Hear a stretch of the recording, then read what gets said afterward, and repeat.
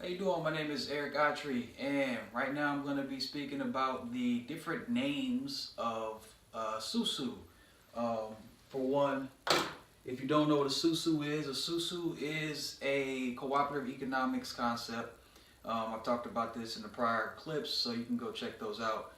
Basically, it is three or more people contributing a set amount of funds on a scheduled basis to where everyone gets a lump sum at each individual determined time throughout the process of the schedule, so as to everyone is loaning and borrowing the set amount or lump sum amongst each other.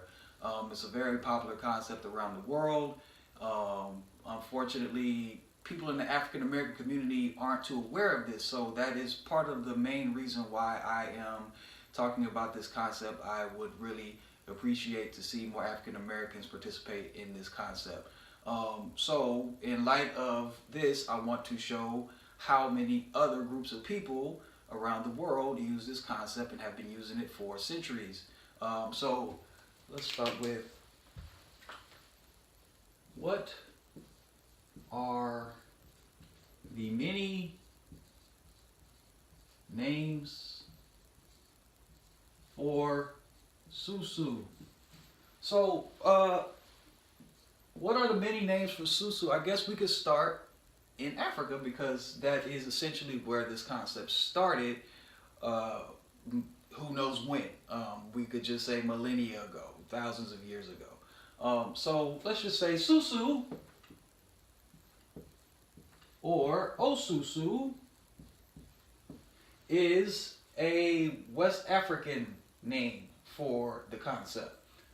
It is the more common name that people would recognize in the Caribbean and in West Africa. It is the name that we're using to call it, and it is, from what I've learned, the word Susu probably has different meanings in different dialects, but in the Ashanti Tree dialect of Ghana, Susu means small, small. I originally thought that it meant large pool because the word for water is insu, so I thought maybe the suffix su had something to do with this word and that it was an extension, because in tree, when you double up on a verb or an adjective, that means you're exemplifying it even more. So I thought Susu meant big pool, but however, it is commonly known to mean small, small in tree, which is, I don't know how that came about, but hey. And Osusu, just with the O in front, I don't know if that makes a different meaning to the word, but it still goes with the concept of cooperative economics and the concept that we discussed. So Susu and Osusu. We can take it down to South Africa. So let's go with, that's West Africa. Stokvel is a name in South Africa for the concept.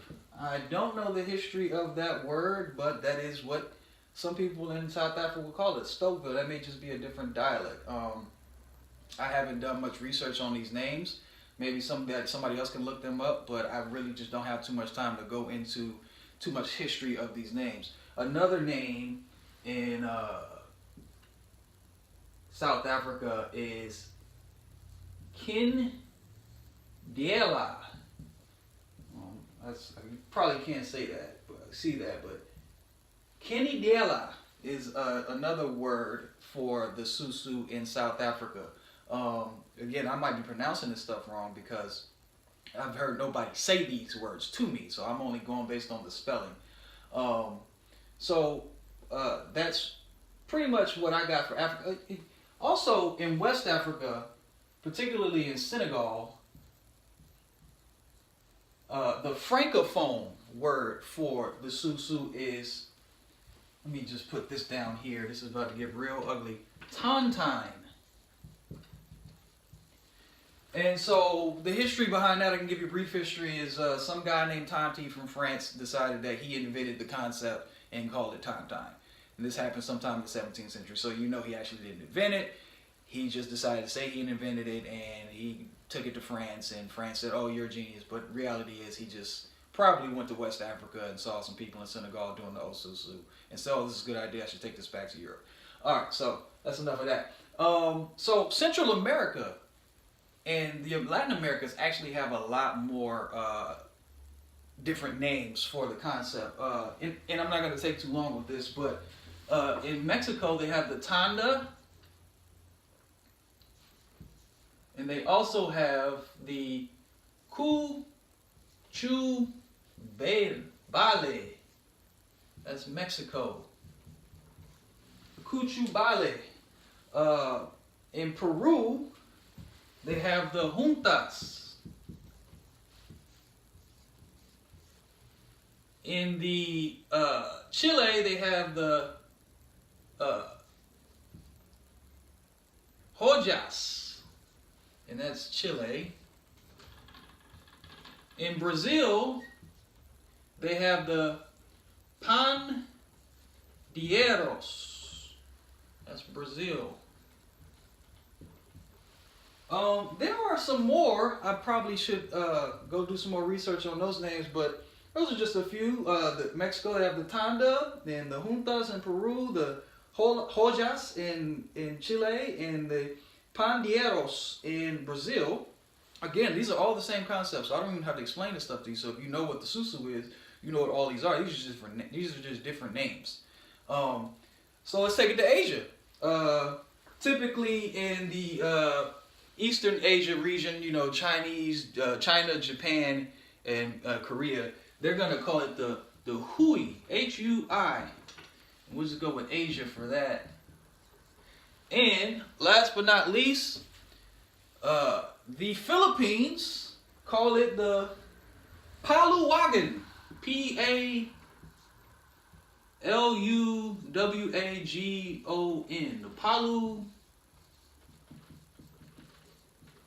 the Paluwagan in the Philippines. That's all around the world. Yeah, it's really all around. It's Africa, Europe, the Americas, and the Asias. Everybody's doing it. It's just what it is. This is a very historic concept. People know about it. It's a simple concept. That's probably why it's been around so long. And like I said, this is an economic theory. This is an economic philosophy. This is on the same level of what somebody would say. Well, what is capitalism, or what is communism? What are all these other theories? What is social? Whatever. All these theories. These are one of that. This is a theory, and different people around the world practice this theory in different ways.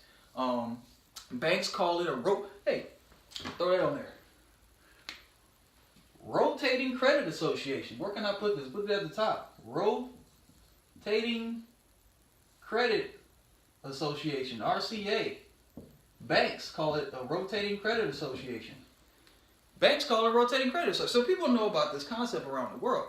So, like I said, this is something that everybody should know about. And I think the African American community can benefit a lot from this, because I feel like the African American community is probably one of the few people around the world that don't practice this and don't really understand the concept that well. That's all I got for today. If you got anything to say about this or comment about it, just hit me up in the comments. Please subscribe. And of course, like I said, I got a little bit more to go. The next one will probably be the last one, because hey, how much can you talk about before you talked about most of all of us? It has to come to an end. Just subscribe and keep the conversation going, and I will talk to you some other time.